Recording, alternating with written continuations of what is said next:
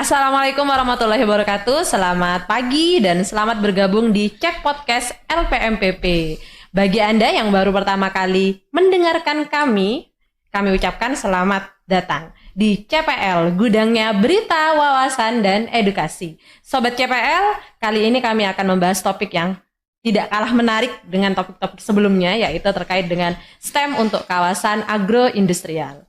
Sobat CPL, STEM merupakan akronim dari Science, Technology, Engineering, and Mathematics yang merupakan suatu pendekatan pembelajaran di mana di dalamnya terdapat integrasi 4 subjek yaitu Science, Teknologi, Teknik, dan Matematika.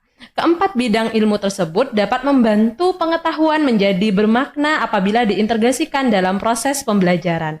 Alhamdulillah hari ini kita kedatangan tamu yang merupakan pegiat dalam bidang STEM, yaitu di sini sudah bergabung dengan kita, yaitu Bapak Pramudia Dwi Aristia Putra, PhD. Beliau adalah dosen S1 Pendidikan IPA Universitas Jember dan melaksanakan doctoral program di S3-nya di Shizuoka University ya Bapak ya. Nah kemudian kita kedatangan juga tamu dari dosen S1 Pendidikan IPA UNED juga, yaitu Bapak Rayendra Wahyu Bahtiar, PhD. Beliau mengambil program S3-nya di Utrecht University, Belanda. Assalamualaikum, apa kabar Bapak? Waalaikumsalam Bu, kabar baik. Alhamdulillah, sehat-sehat nggih? Sehat. Alhamdulillah. Nah, sepertinya Bapak-bapak ini baru menyelesaikan program S3-nya ya Bapak ya? Iya. Oke. Nah, kira-kira udah berapa bulan ya Pak? Sudah aktif kembali? Oke, kalau saya sudah 4 tahun yang lalu. Belum 4 tahun yang lalu ya, berarti saya kayaknya yang belum ketemu nih dengan Mbak Pram. Saya nih yang fresh graduate. Iya. Oh yang fresh graduate Pak Rayendra nih.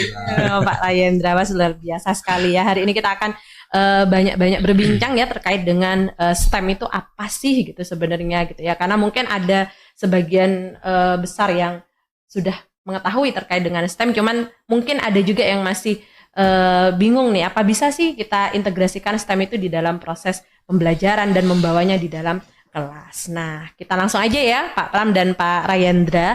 Nah, kira-kira apa sih Pak yang dimaksud dengan STEM yang akan diterapkan di kawasan agroindustrial? Apakah ada kaitannya dengan pembelajaran? Karena saya membayangkannya itu di sektor pertanian gitu. Nah, mungkin bisa dijelaskan nih Pak. Oke, baik. Terima kasih ya. Jadi mungkin ini ya tantangan ketika kita mengintegrasikan antara science, teknologi, engineering, and mathematics. Ya, mungkin itu tantangan terberatnya karena gini, ketika kita mendesain suatu pembelajaran, kita harus berpikir apa sih 4 subjek yang bisa saya satukan, yang saya integrasikan, itu merupakan tantangan sendiri. Namun demikian yang lebih sederhana lagi ketika kita menerapkan science, teknologi, engineering and mathematics, setidaknya ada 2 unsur. 2 unsur aja sudah cukup ya. Itu tidak harus 4-4-nya gitu. Tidak harus 4-4-nya. Jadi kita bisa menggunakan minimal science itu ada dan engineering. Sebenarnya kalau kita melihat kurikulum kita di Indonesia gitu ya, di pendidikan terutama di tingkat SMA, itu science itu sudah tahap perekayasaan dan engineering itu merupakan suatu proses perekayasaan. Jadi tidak dibayangkan bahwa engineering itu adalah suatu teknik. Gitu, nah itu yang saya bayangkan. Ya, tetapi bagaimana merekayasa? Karena ketika saya melihat membaca kurikulum Merdeka pun sudah mengintegrasikan proses perekayasaan dalam proses pembelajaran sains. Nah, itu. Nah kemudian apa kaitannya dengan agroindustrial? Nah ini juga merupakan hal yang menarik ya ketika saya menerapkan STEM di kawasan agroindustrial gitu. Tantangan-tantangan atau masalah-masalah yang ada itu berkaitan dengan hubungannya dengan pertanian dan agroindustri sendiri gitu. Itu bisa kita terapkan dalam proses suatu pembelajaran menjadi masalah tersendiri yang bisa diselesaikan oleh siswa dengan konsep-konsep sains. Nah, itu. Gitu ya. Nah berarti tidak harus ya, kalau saya dulu waktu pertama kali mendengar kata STEM itu berarti kita harus menghadirkan keempat disiplin ilmu tadi gitu ya. Ternyata cukup 2 saja gitu ya, minimal sains dan engineering itu udah masuk ke dalam konsep STEM gitu ya Pak ya. Karena mungkin kita agak kesulitan juga ya Pak ya, misalkan ada beberapa disiplin ilmu yang tidak bisa memuat keempat komponen itu tadi. Nah, gimana tuh Pak cara mengatasinya? Atau misalkan cara mengklasifikasikan lah minimal gitu ya. Oh, ini kayaknya cocok nih buat STEM. Oh, ini kayaknya nggak cocok nih buat STEM gitu. Mungkin Pak Rayandra nanti juga bisa menambahkan gitu. Okay. Ya, makanya itu kita saya juga pernah itu berdiskusi dengan guru. Kita itu mengajar sudah capek ya. Apalagi harus mengintegrasikan, saya harus berpikir sainsnya apa, teknologinya apa, engineeringnya bagaimana, matematik bagaimana, apalagi di kasus ASEAN konteks engineering itu masih awam. Iya kan? Di tingkat kurikulum sekolah gitu ya, Pak? Iya. Di tingkat kurikulum sekolah engineering enggak ada gitu. Iya, mikirnya kita sudah ini harus terintegrasi dengan ini ya, teknik gitu ya. Saya perlu bantuan orang teknik nih. Nah, gitu. betul. Terus orang teknik seperti apa sih gitu. Makanya perlunya ada suatu analisis kurikulum gitu ya. Mungkin bagian ini misalnya gini, saya mau mengintegrasikan antara sains dan matematik lah. Ya, engineeringnya adalah suatu produk gitu, ada suatu proses dan produknya adalah suatu teknologi. Mungkin nanti Pak Wahyu bisa memberikan contoh atau mengintegrasikan teknologi dalam proses pembelajaran. Nah, itu juga bisa berkolaborasi dengan guru-guru yang berhubungan dengan itu tadi, subjek-subjek itu tadi. Iya. Berarti bisa tim teaching ya Pak ya? Bisa sekali. Kalau itu ingat saya saat mengampu mata kuliah terkait strategi pembelajaran inovasi lah kapan hari dibebankan mata kuliah tersebut, itu tuh ada tim, terus kemudian kan saya sub bagian yang bagaimana sih teknologi itu dipakai dalam suatu pembelajaran terkait sains itu tadi. Nah, saya memberikan challenge kepada guru, tapi sebelumnya itu saya berikan semacam apa yang perlu dipertimbangkan nih gitu kalau mengintegrasikan teknologi dalam suatu pembelajaran untuk mengajarkan atau untuk pembelajaran itu. Kemarin saya menunjukkan itu harus ada semacam ada alignment antara apa itu teknologinya. Jadi kita harus paham betul fitur dari teknologinya dan karakter atau learning goal-nya itu apa. Saya ambilkan contoh kemarin gini, saya contohkan. Misalkan gini Bapak Ibu, Bapak Ibu mau mengajarkan hukum bukan mengajarkan ya, agar siswa mengetahui rumus hukum Newton lah ibaratnya gitu kan, yaitu F sama dengan M kali A. Terus kemudian saya sodorkan itu kan learning goal-nya. Siswa agar tahu rumus hukum Newton F sama M kali A. Bisa tahu asal usulnya gitu Kak Pak? Bukan hanya sekedar tahu rumus F sama dengan M kali A, gitu kan? F sama dengan ada 2, itu kan learning goal-nya. Terus kemudian saya berikan 2 contoh teknologi lah. Yang paling sederhana yaitu paper aja gitu. Ibu milih yang paper atau Bapak Ibu milih paper F sama dengan M kali A. Jadi tinggal nulis saja gurunya. F sama dengan M kali A atau di papan tulis. Ini bisa saya katakan teknologi yang paling sederhana. Atau pakai animasi. Jadi Anda pakai nulis rumus itu terus kemudian ditampilkan di animasi gitu misalkan kayak gitu. Milih yang mana gitu. Terus kemudian mereka milih yang pakai animasi aja biar lebih menarik, lebih ini, lebih itu. Nah, terus kemudian ada yang milih kenapa nggak milih yang papan tulis saja atau pakai paper tulis gitu. Ya karena itu kurang menarik. Nah, kan berarti learning goal-nya sudah berpindah cerita. Yaitu agar siswa menarik kan gitu. Bukan, learning goal-nya kita adalah agar menunjukkan bahwa rumus hukum 2 Newton itu F sama dengan M kali A. Jadi siswa tahu F sama kali A. Jadi nggak perlu animasi itu. Kita hanya tunjukkan pakai papan tulis saja F sama dengan M kali A. Karena learning goal-nya adalah F sama dengan M kali A kan gitu. Kemudian kita coba ini. Learning goal-nya adalah kita tahu bedanya mobil. Kita mau menunjukkan mobil yang bergerak. Agar siswa tahu bahwa mobil itu bergerak dengan memiliki kecepatan kan gitu. Butuh animasi atau butuh yang paper base tadi itu. Kalau paper base kayaknya nggak bisa deh, karena kan hanya kan nggak bergerak ya. Kan nggak bisa mau menggerakkan itu. Nah, meskipun dikasih panah ini menunjukkan bergerak juga kayaknya kurang ini kurang begitu efektif untuk menunjukkan bergeraknya gitu. Nah berarti kan di animasi, berarti kan kita harus tahu learning goal-nya dan kita harus tahu teknologi apa, fitur karakteristik dari learning goal-nya. Terus kemudian saya tunjukkan, terus kita diskusikan di paper tadi itu. Karakternya adalah terkait dengan statis saja. Hal-hal yang statis. Misalkan dari matematika kan menunjukkan penurunan rumus, apa perlu pakai animasi? Ya sudah pakai itu tadi, karena butuhnya statis kan gitu. Beda dengan konteks dinamis kayak mobil bergerak tadi itu kan, ya berarti kita harus tahu bahwa animasi, bidang saya tentang animasi tadi, khususnya stop motion, itu adalah dinamis. Kita harus tahu karakternya, bahwa itu adalah, kan ada waktu, jeda waktu gitu. Ya, berarti kita harus mencari konten materi yang memang berhubungan dengan dinamis tadi. Kalau mobil bergerak dan satu mobil bergerak dan satunya rumus hukum 2 Newton, ya berarti ya harus dibedakan itu tadi. Ya. Ini hanya mengetahui rumus hukum 2 Newton, yang satunya bahwa mobil itu bergerak gitu.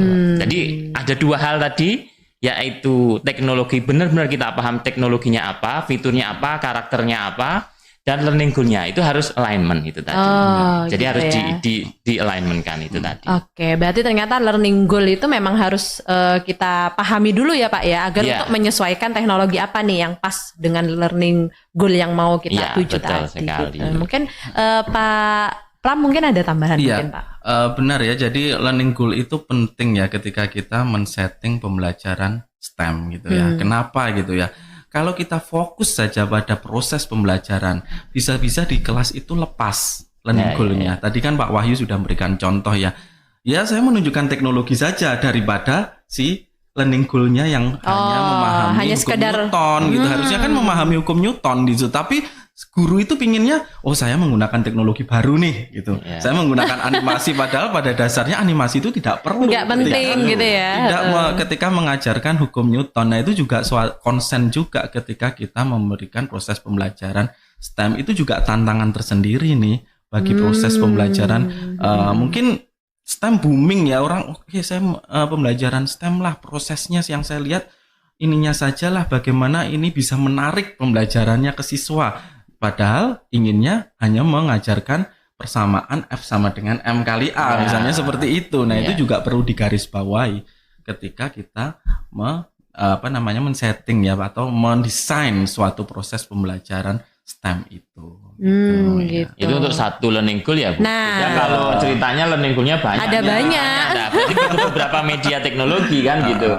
Teknologi sendiri kan pada dasarnya memudahkan kita ya. Nah, ya itu untuk mencapai sesuatu gitu.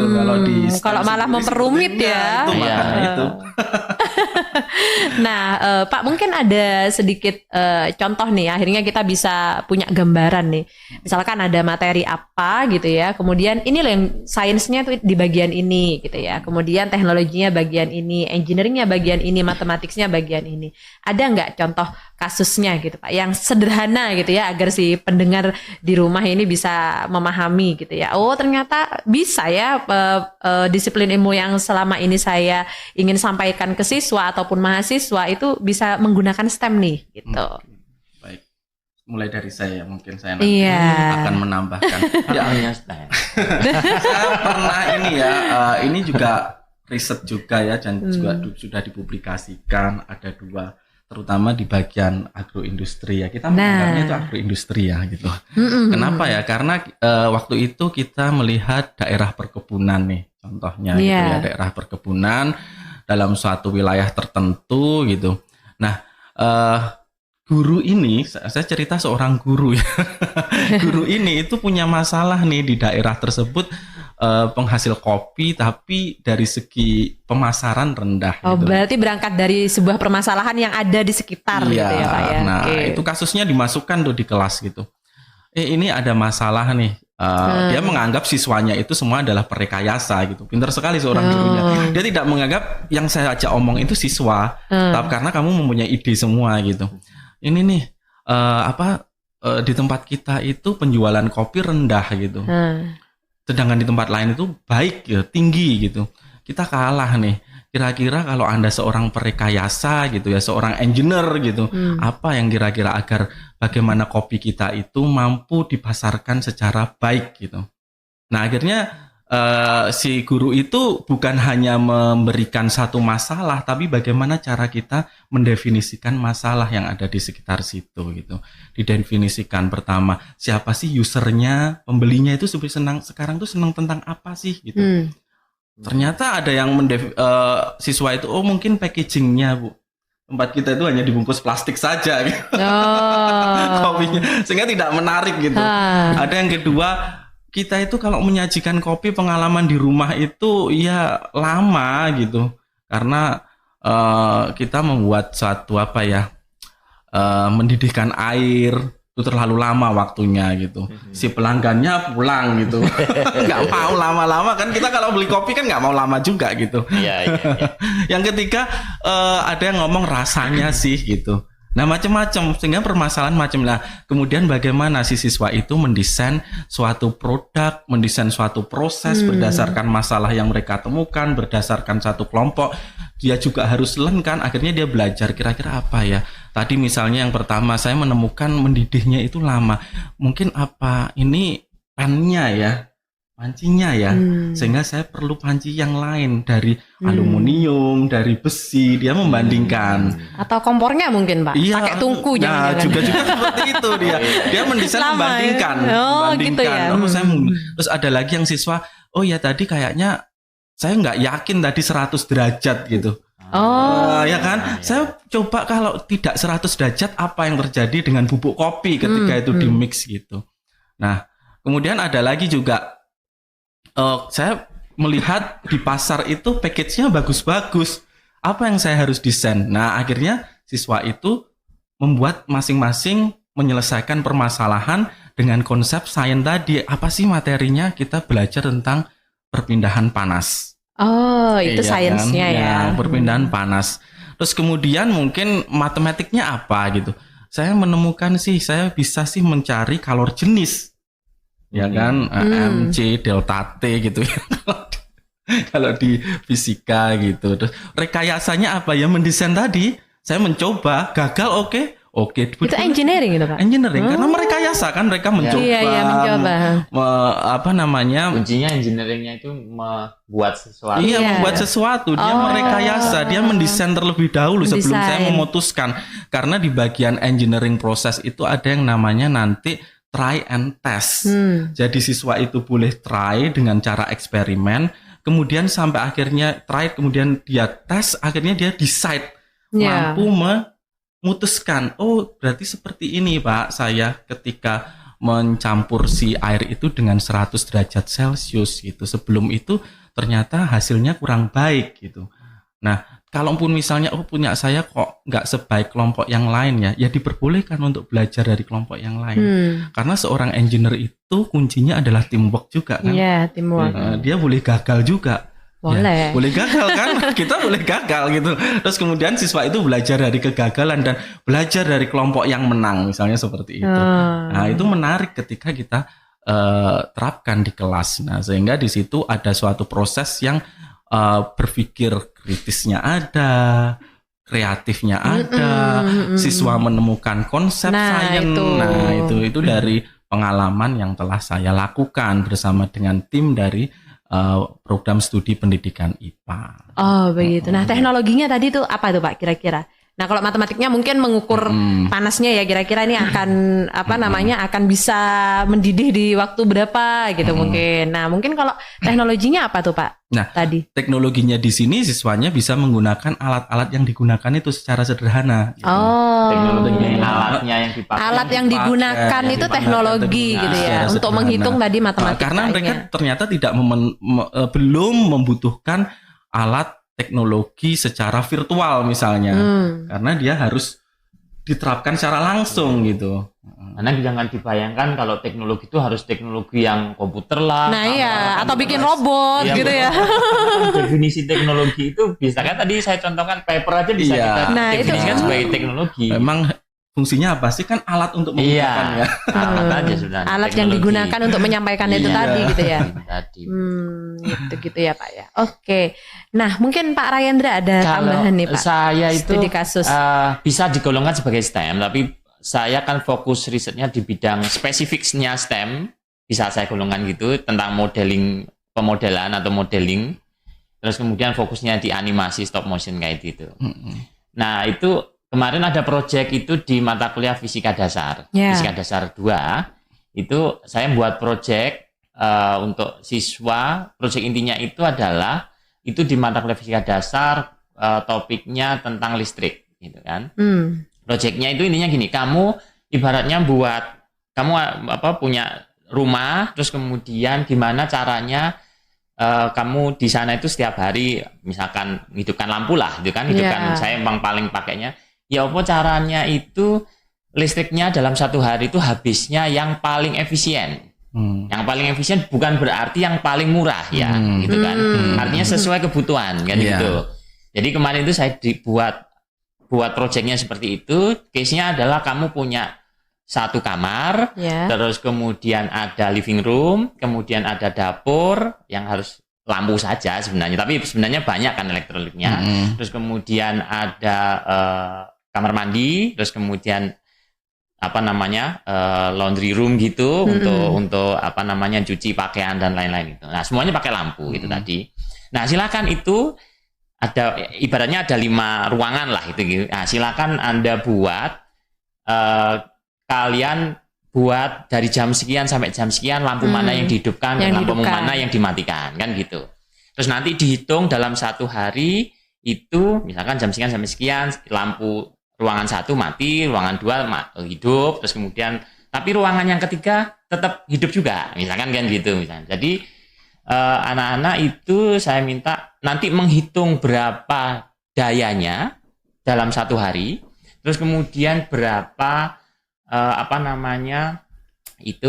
berapa energi listrik yang dibutuhkan dalam satu hari dan berapa biaya yang harus dikeluarkan dalam satu hari sesuai kebutuhannya dia kan gitu tadi. Nah, dari situ dia belajar terkait pertama seri paralel. Karena kan dia ruangan 1 saya matikan tetapi ruangan yang lain itu hidup. Misalkan gitu. Ceritanya karena saya takut Pak kalau malam-malam itu jadi ruangan tidur saya yang hidup tapi yang lainnya tetap mati kan gitu. Berarti kan bagaimana caranya membuat seperti itu? Berarti kan ruangan 1 dengan yang lainnya tadi itu paralel, yang lainnya seri kan gitu. Dia belajar semacam itu. Terus kemudian saya minta juga di itu tadi ada 2 kasus, ada anak yang memang mahal tapi ya pengennya memang gitu Pak, saya takut jadi harus harus hidup semua, hampir banyak hidupnya kan jadi mahal kan gitu. Tapi ada yang yang sedikit hidupnya jadi lebih murah dia kan. Punya saya lebih murah nih kan karena sedikit saya matikan terus pokoknya Pak gitu ya nggak apa-apa juga kan gitu. Ya jadi itu terkait materinya berarti materi seri paralel, kemudian daya, terus kemudian berapa kWh meternya, terus biayanya sampai sehari.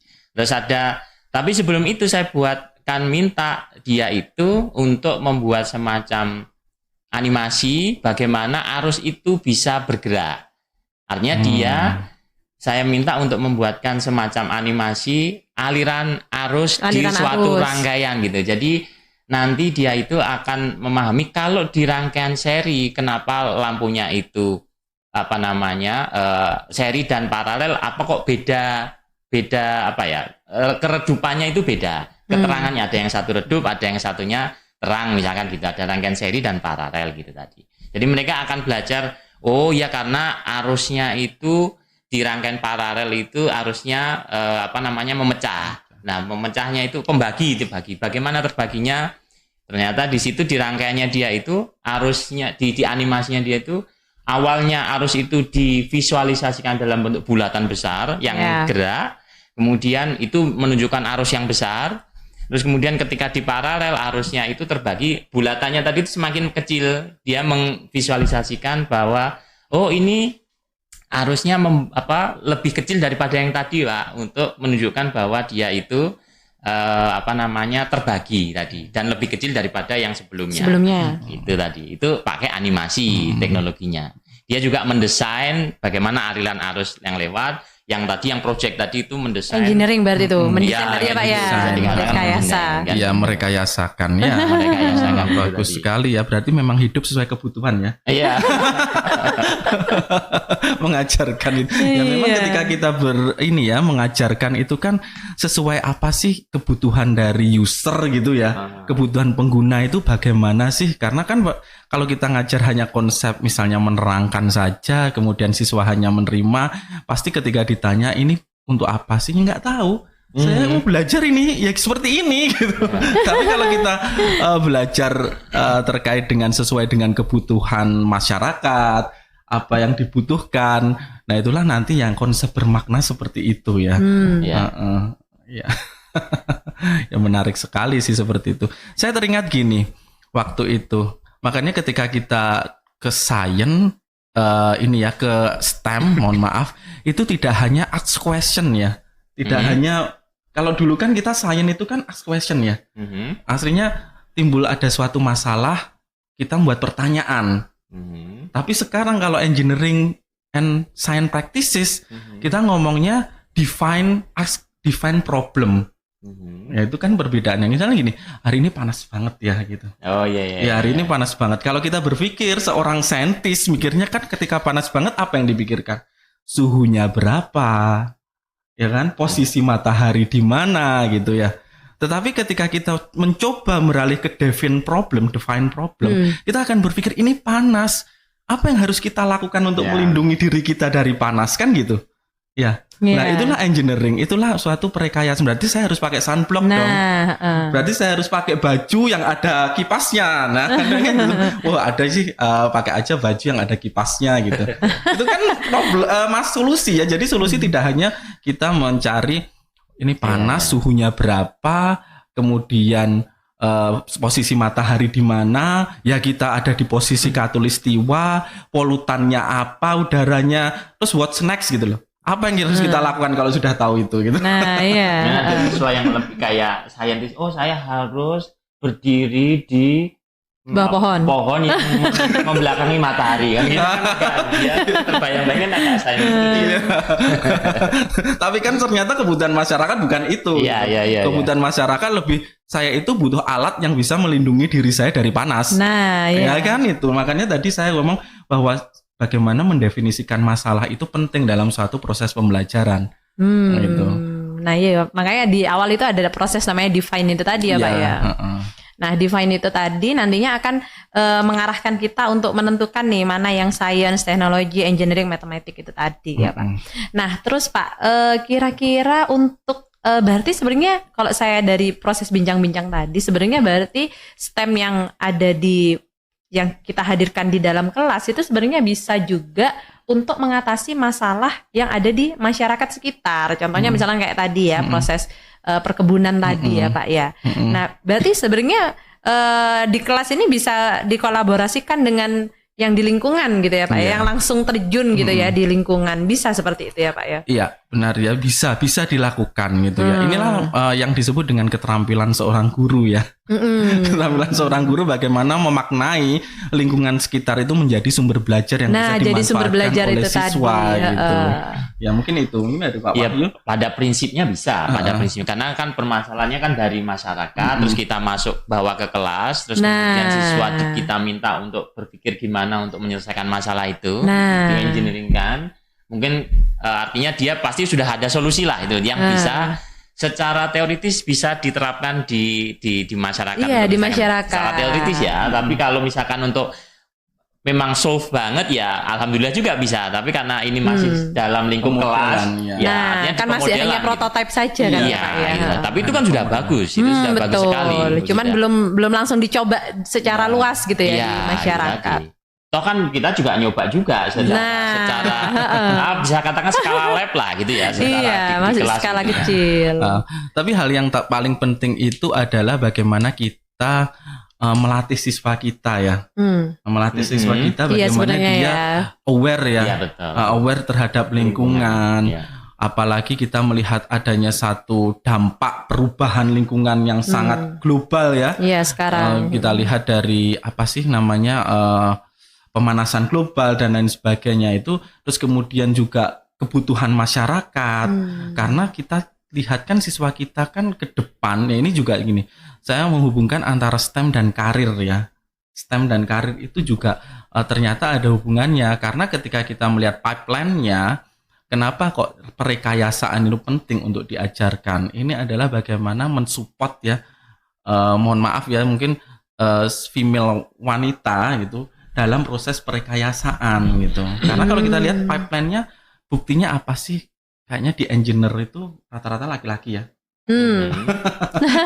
Jadi ini kita support bagaimana seorang perempuan itu berperan juga dalam proses perekayasaan ini. Gitu loh. Iya, jadi kalau kita bayangkan perempuan kerjanya apa ya, accounting, kemudian yang halus-halus misalnya seperti itu, dia membayangkan teknik itu keras gitu. Ya, padahal tidak, sebenarnya idenya tadi ya Pak ya. Benar. Oh begitu. Oke. Nah, kalau yang agroindustrial nih Pak, mungkin Pak Pram pernah langsung gitu ya, langsung bisa diceritakan gitu ya pengalamannya yang selain tadi yang kopi itu tadi, mungkin ya Pak ya, yang terkait dengan agroindustrial, atau mungkin pernah berkolaborasi langsung dengan masyarakat mungkin Pak, dalam proses mengambil sampel kasusnya kemudian dibawa ke kelas, mungkin pernah jadi disertasinya Bapak mungkin, atau penelitian Bapak gitu, mungkin bisa diceritakan sedikit. Penelitian saya itu waktu itu ini ya, penelitian dengan mahasiswa juga. Ini ceritanya etnografi ya. Nah, etnografi, nah ini menarik juga nih kayak gini. Ceritanya etnografi gitu. Etnografi itu berawal dari proses permasalahan yang ada di situ, di lingkup situ. Itu waktu itu adalah tentang kekeringan sawah gitu waktu itu. Terus kita itu berdiskusi dengan masyarakat yang ada di sekitar terkait dengan irigasi, proses irigasi. Tadi Pak Wahyu sudah mencontohkan ya seri dan paralel pemodelan itu, sehingga itu saya terapkan bagaimana seorang siswa itu membuat satu bendungan, bagaimana mendesain suatu bendungan dan itu bisa diirigasikan ketika sawahnya itu ternyata jauh dari pusat air gitu. Nah itu ya macam-macam yang dilakukan oleh siswa. Ada yang buat ya kita membuat bendungan baru Pak di sekitar sana, kemudian kita alirkan. Ada yang prosesnya seperti tadi, tapi kalau dibagi nanti airnya habis dong sampai sini, tambah kecil gitu. Dan menarik dengan Pak Wahyu tadi menyampaikan, saya membayangkan itu pemodelan ya. Artinya kan dimodelkan kalau ini dibagi sampai situ habis gitu, dan itu menjadi suatu teknologi itu ternyata bisa diterapkan juga di kelas gitu. Nah itu adalah pengalaman saya ketika saya berinteraksi langsung ya. Ceritanya itu adalah etnografi. Terus bagaimana siswa itu juga sering membantu orang tuanya. Dia menceritakan berdasarkan daily experiences gitu ya. Saya sehari-hari itu bantu orang tua saya itu ya, kalau malam saya cari air gitu. Kenapa malam? Lihat sawah-sawah yang lain itu tidak dilakukan, tidak mengairi. Sehingga saya bisa satu untuk saya semua. Itu lebih efektif Pak gitu. Saya malam hari membantu gitu. Ternyata dia bercerita berdasarkan apa yang dialami di rumah gitu. Nah itu menjadi suatu pondasi suatu pembelajaran kepada siswa, bagaimana dia belajar dari kelompok lain ketika kelompok lain mencoba menerapkan hal yang berbeda gitu. Nah, dan dia menceritakan kepada orang tuanya gitu. Seru sekali kayaknya kalau proses pembelajaran semua menerapkan seperti itu gitu ya. Karena memang anak-anak ini cenderung lebih mudah paham untuk yang sifatnya kontekstual kan ya Pak ya, bukan yang berimajinasi. Bayangkan saat kita ada di pertanian kemudian ini, nah mereka kan tidak langsung terjun untuk merasakan ada masalah apa sih di sana gitu ya Pak ya. Mungkin Pak Rayendra bisa menambahkan nih. Saya untuk pengalaman terjun langsung di masyarakat, karena saya masih fresh graduate yang saya bilang. Fresh graduate. Cuma saya masih menjajaki, mengeksplor tadi, ada masih step awal. Jadi belum ada pengalaman secara real gitu. Step awal dalam hal mau berkolaborasi dengan salah satu guru. Kemarin salah satu guru di SMA 1 Jember di sini. Nah, berkolaborasi dengan beliau, terus kemudian pengen membuat semacam, ya kayak tadi Pak Pram tadi, proyek untuk permasalahan yang ada di sekitar lingkungan tadi, yang nanti bisa dibawa di kelas, terus kemudian siswa itu memodelkan, karena bidang saya memodelkan dalam bentuk animasi nanti. Kemarin itu masih sedikit yang kami bahas, apa yang perlu dilakukan, tapi saya ada ide itu terkait tentang rumah. Jadi sirkulasi udara rumah, bagaimana membuat sirkulasi udara rumah itu bagus itu di daerah rumah yang ya persawahan kan begitu. Dengan bagaimana sirkulasi udara rumah yang di daerah perkotaan. di perumahan. Oh, di perumahan. Kan kita tahu lah di perumahan bagaimana udaranya itu kan gitu tadi kan. Gimana sirkulasinya yang agar bisa, kita kan sudah kanan, kiri, belakang itu sudah dihadapi dengan rumah semua kan gitu. Jadi bagaimana kita bisa memodelkan sirkulasi udara. Tapi untuk siswa tantangannya adalah terus gimana nih untuk siswa SMA? Untuk materi pelajaran apa? Nah, itu kemarin itu terkait materi tekanan udara. Jadi bagaimana berarti kan kita harus mempertimbangkan tekanan udaranya itu bagaimana perbedaan tekanan udara dari kan mereka pasti akan belajar perbedaan tekanan udara itu yang membuat aliran udaranya itu mengalir. Nah, jadi nanti itu siswa akan mendesain semacam kita memotretkan rumah yang di sawah, kan aman kalau di sawah, tinggal busuk beres kan. Tapi kita juga memotretkan rumah yang di perumahan, yang dempet semua kayak gitu. Cuma satu lantai, terus kemudian kita minta untuk memodelkan sirkulasi udaranya itu bagaimana agar ya bagus kan gitu tadi. Terus kemudian berarti mereka akan belajar perbedaan tekanan udara, terus mereka akan memodelkan kira-kira agar udara yang lewat itu bagus dalam hal itu berarti divisualisasikan dalam bentuk ibaratnya mereka mungkin bisa atom-atom udara yang melewat yang banyak antar jendela, berarti mereka itu berarti udaranya alirannya bagus kan begitu. Kalau yang di sawah kan bus gitu kan. Iya, langsung. Kan, gitu, jadi kan jadi perbedaan tekanan udara, aliran udara gitu. Kalau di SMA berarti tentang fluida, tapi khusus yang udara, perbedaan tekanan udara itu tadi. Ya tapi belum langsung gitu Bu, masih obrolan awal dengan salah satu guru itu tadi. Di masih SMA desain ya. Masih desain untuk bagaimana itu menerapkannya nanti di kelas kan. Gitu. Berarti kalau saya bilang gini ya, apakah guru itu seorang perekayasa ya? Iya juga ya. Rekayasa tentang pembelajaran. Iya, rekayasa pembelajaran ya. Engineeringnya ya. Engineering lesson plan-nya itu kan. Yang merencanakan ya. Kasusnya apa, terus kita juga harus merencanakan learning goal-nya apa. Nah, dengan kurikulumnya, konten materinya apa gitu. Dari tekanan udara kayak apa kayak gitu tadi. Makanya guru juga teamwork juga ya harusnya. Betul. Iya, harusnya teamwork juga.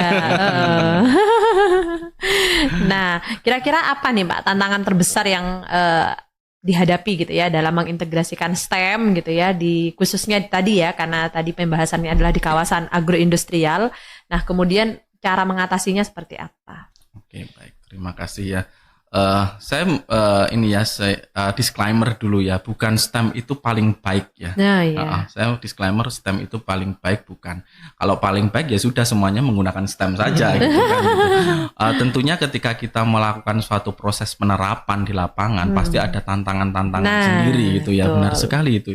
Dan tantangan yang dihadapi pada saat ini bagaimana ketika kita mendesain pembelajaran STEM itu siswa benar-benar merasakan belajar tentang konsep sains karena kita dari sains kita kan inginnya siswa itu ngerti sains bukan malah mengerti tadi saya itu membuat kopi gitu kan bukan gitu tapi kan bagaimana siswa tahu bahwa kalau saya mau memanaskan menyangrai kopi gitu lebih baik saya menggunakan pen yang terbuat dari ini kenapa kan itu kan konsep sainsnya. Nah itu tantangan tersendiri karena beberapa yang dihadapi ketika saya menerapkan proses pembelajaran STEM kemudian saya berinteraksi dengan siswa kamu tadi belajar apa sih gitu siswa menjawab saya merasa tidak belajar saya merasa saya hanya membuat suatu desain bagaimana kopi ini bisa dipasarkan dengan baik. Tanpa disadari ya, padahal mereka belajar di situ. Iya, berarti tantangannya apa? Bagaimana seorang guru mendesain suatu proses pembelajaran STEM bukan hanya suatu hal yang menarik saja untuk siswa, tetapi learning goal-nya tercapai untuk mengajarkan hit and transfer tadi. Nah, itu tantangan. Bagaimana seorang guru mendesain itu misalnya tadi ya seperti saya menggunakan video saja lah padahal kan esensinya bukan itu. Itu adalah tantangan ketika kita mengajarkan STEM di kelas. Saya pun juga mengalami siswanya saya tanya kamu merasakan kalau saya menerapkan STEM itu dengan pendekatan engineering design process ya. Ada yang pertama adalah define problem, kedua adalah learn, ketiga design, try, test, and decide gitu. Saya menggunakan itu gitu. Di semua topik riset saya pasti saya menuliskan itu di setiap paper saya gitu. Apa sih desainnya? Apa? Saya tidak berbicara mana sainsnya, mana teknologinya, mana engineeringnya, tapi saya akan membicarakan itu tadi tahapan-tahapan yang saya lakukan. Padahal sudah siswa itu diberi kesempatan untuk belajar. Tapi ketika saya tanya, waduh ini learning loss sih, Berarti sebenarnya STEM itu juga punya sintaksis juga, Kak Bapak? Bukan sintaksis sih itu. Apa itu, Pak? Itu tadi hanya saya baru dengar juga tuh yang tadi itu. Saja yang saya terapkan. Langkah-langkah untuk mencapai STEM itu tadi. Engineering design prosesnya. Karena STEM sendiri kan pendekatan pembelajaran gitu. Iya. Nah, mungkin bisa lebih kece juga ya Pak, kan saya juga pernah dengar tuh RBL STEM gitu ya. Kalau dielaborasikan dengan model pembelajaran ya, research based learning kayaknya cocok gitu ya Pak ya STEM ini gitu. Iya, memang STEM kan pada dasarnya hanya pendekatan. Nah dia bisa diterapkannya kan perlu suatu model gitu ya. Kalau diterapkan saja ya mana sainsnya, teknologinya, intinya kan nggak nyampe juga nanti. Nah itu. Iya. Atau Bapak pernah punya pengalaman nih untuk mengelaborasikan STEM dengan model pembelajaran apa gitu Bapak? Pernah nggak? Oh, kalau untuk model pembelajaran apa tadi yang fisika dasar tadi itu, terus kemudian yang nanti dengan stakeholder gitu ya. Guru tadi yang di SMA 1. Terus kalau itu pengalaman yang sudah saya lakukan itu tadi. Berarti kayaknya cocoknya project tadi ya kalau tadi ya Pak. Kalau saya adalah karena basicnya pemodelan itu memang harus diprojekkan kan gitu, project based learning cocok kayaknya project based learning lah gitu. Tapi dengan fokus memodelkan sesuatu kan gitu. Memodelkan artinya ya tadi membuat sesuatu, ketika dia membuat itu dia belajar sains kan gitu. Jadi yang saya lakukan kan modeling based learning itu tadi. Jadi pemodelan terus artinya adalah ketika dia membuat sesuatu, kemudian dia juga belajar tentang sains tentang sains ya gitu tadi. Jadi ternyata tantangannya ini juga lumayan berat juga ya kalau misalnya kita mau menerapkan STEM tadi ya, harus punya intuisi yang pas gitu ya Pak ya. Dengan jangan lupa untuk jangan dilepaskan dengan learning goal kita apa gitu tadi ya Pak ya. Tadi kalau yang saya tarik tadi dari Pak yang temuan yang saya dapatkan yang ketika riset kuliah saya kemarin, PhD saya kemarin itu, meskipun kita sudah mengintegrasikan teknologi dalam suatu pembelajaran, terus kemudian kita juga sudah membuat alignment antara fitur teknologinya tadi itu dengan learning goal-nya, itu pun tidak sekonyong-konyong goal semua beres gitu, enggak semuanya gitu ternyata juga gitu tadi. Ternyata saya membuat ada 2 fitur, kan saya pakai animasi stop motion itu, ada 2 fitur yang di situ, yaitu chunking, satunya sequencing. Kalau chunking itu dia bisa membuat learning goal 1 ibaratnya, kalau sequencing itu dia itu bisa membantu siswa untuk learning goal 2. Ternyata ketika di riset itu saya chunking bisa goal, riset goalnya. Ternyata sequencingnya nggak bisa. Artinya itu dia nggak ini, meskipun dia men-sequence, artinya dia bisa menggunakan teknologinya itu, artinya fitur teknologinya terpakai di sequencing itu, tapi learning goal-nya ini nggak tercapai. Itu tadi. Jadi learning goal yang kedua nggak tercapai juga. Jadi ya di situ saya memberikan rekomendasi. Tidak semudah yang kita bayangkan, meskipun kita sudah tahu teknologinya, sudah tahu learning goal-nya, sudah cocok, tidak semudah terus kemudian tiba-tiba blank gitu atau blues semuanya bisa tercapai, enggak. Tetap di situ ada peran guru yang saya rekomendasikan, bagaimana cara tetap itu untuk menyambungkan fitur teknologi ini ke learning goal yang kedua. Jadi guru harus ngapain nih kan gitu. Juga harus ada gitu. Salah satunya beri aja pertanyaan untuk mengkonekkan fitur ini dengan learning goal-nya. Ya, gitu. Oke, alhamdulillah ya kayaknya udah banyak sekali gitu ya studi-studi kasus, contoh-contoh kasus yang disampaikan oleh Pak Pram maupun Pak Rayendra gitu ya sebagai gambaran untuk kita nanti ya. Mungkin kayaknya cocok nih gitu ya untuk materi ini kita terapkan di kelas nih menggunakan pendekatan STEM dan lain sebagainya. Oke, untuk mengakhiri Bapak ya, mungkin ada hal yang mau disampaikan gitu ya, tips dan trik untuk menerapkan STEM di kelas atau apa mungkin bisa disampaikan mulai dari Pak Rayendra kemudian Pak Pram mungkin. Ya, di awal yang saya sampaikan Bu, kita sekarang ada teknologi, terus kita punya learning goal tadi itu, perlu sangat dipertimbangkan. Kita harus paham betul teknologi apa yang kita pakai, artinya paham itu tahu fitur-fitur yang dipakai, cocok nggak dengan learning goal yang mau kita capai. Jadi dua itu harus inline. Terus temuan saya, meskipun sudah inline, prakteknya harus tahu guru supportnya harus di bagian yang mana kan gitu juga. Iya, oke. Mungkin Pak Pram? Iya. Jadi yang saya sampaikan tadi bahwa STEM itu adalah integrasi dari 4 subjek ya. Ya, mungkin dibayangkan secara mudah adalah Science, Technology, Engineering, and Mathematics. Nah, ini untuk menerapkannya ya kita pilih yang paling sederhana saja ya.